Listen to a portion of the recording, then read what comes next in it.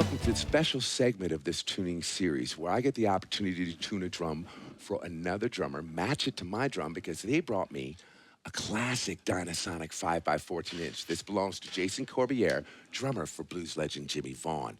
So I'm gonna match up and tune up his snare, match it to mine, and then he's gonna play on the kit, and we're gonna compare a vintage Rogers Dyna-Sonic with one of the new ones. Solid. And you, along the way, get to learn how to kind of dial up a snare from who knows where. I don't know what state this has been in. It's been in a truck somewhere. It's been played multiple shows. Who knows how good Jason takes care of his drums? But what I do know is that as a tech, I've got to fix it on the fly and have it ready for a show. So that's what we're going to do here. Now, the first rule of setting up your drum is going with the tension that you like to play on. This is set to his tension. It's about a B flat.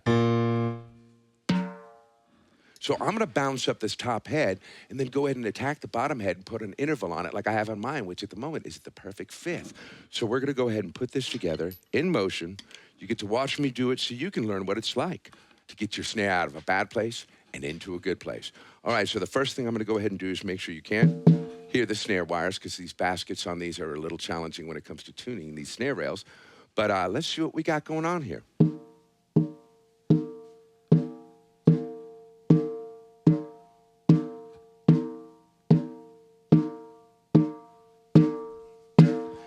Now, I've talked about this in a couple of my videos, the concept of every other one. And so I'm gonna show you how to get rid of this situation, tune up the drums, settle it, and then we're gonna attack that bottom head. Now, if you listen, pitch, bend down, pitch up, bend down, pitch up, bend down. And I'm gonna bring this a little closer so you can really, really hear what's going on here.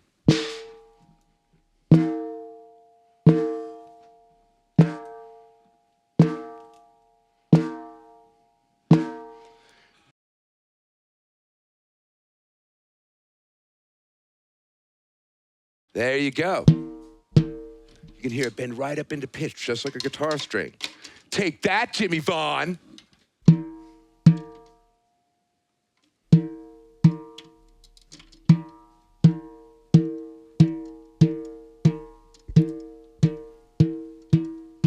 Now, what I noticed is after a while, this one shifted a little low. Why? Because it wasn't tight enough in the first place. But this is what balancing a head is all about. Boom. And we got this top head balanced, lickety split. Now let's double check our pitch on this. That's a B flat, y'all. So the higher pitches, the higher tension lugs were giving me a B flat, and I went for that pitch. So now I've got it matched, actually, to the pitch of my drum, which is a beautiful thing. He and I like it at the same tension. So let's take a look at this bottom head.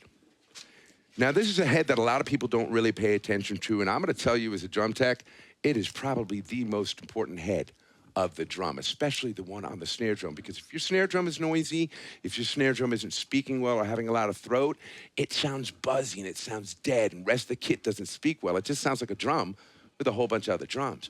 Get these bottom heads tuned well and the whole kit sounds like a drum kit. So let's take a look and see what we got on this side.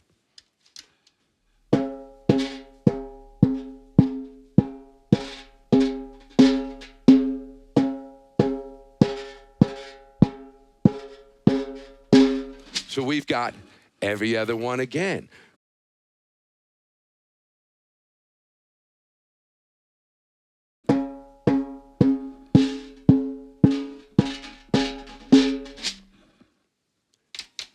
Simple as that, y'all. Now, it was literally that easy to just balance them up together. So let's see what our pitch ratio is between the two drums. Now, when you do this, a lot of people struggle with it. They hold the drum up like this or this. No, man, let your snares hang. I don't want to hear them snare wires. I want them to be quiet and out of the way. So I'm going to drop this down. I want a little bit more body to this. I want a little more crispness and throw, and he's been asking for a little more throat, so I'm actually going to raise this bottom head so it makes the shell jump and it gives it a little bite. Do, re, mi, fa, so. So I'm aiming for an F. What do I have? I have a C sharp. So I know it's gonna take me a few rounds of turns. I don't wanna jump and go super fast and throw the tension out of this head. Now, as we look at the drum, if you've seen any of my videos in this series, you know that I like to go snares left to right, and I like to go 1, 2, little X, big X. I'll do it with the sticks again so you can see it. 1, 2, little X, big X.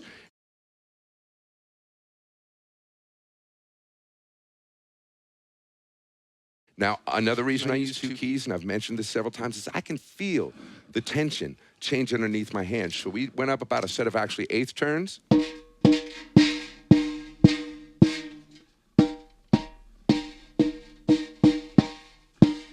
So I've balanced up all the other 8 lugs, and all I have to really do is get this up here, and let's see what pitch. Ooh, there's the pop. That's what I was looking for.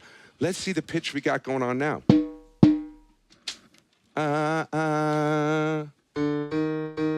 So we went from a C sharp to a D sharp in just a set of 1/8 turns, and so that's a whole step. So we're gonna do the same thing because I wanna go another whole step up to the F.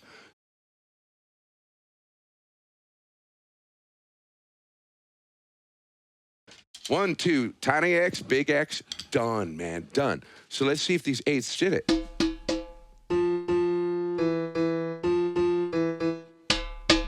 Just a little bit further and we're gonna go, and that's one thing I could point out to you. As you get tighter, linear motions don't get as much pitch change because there's so much tension. You gotta give it a little bit more to get it to move.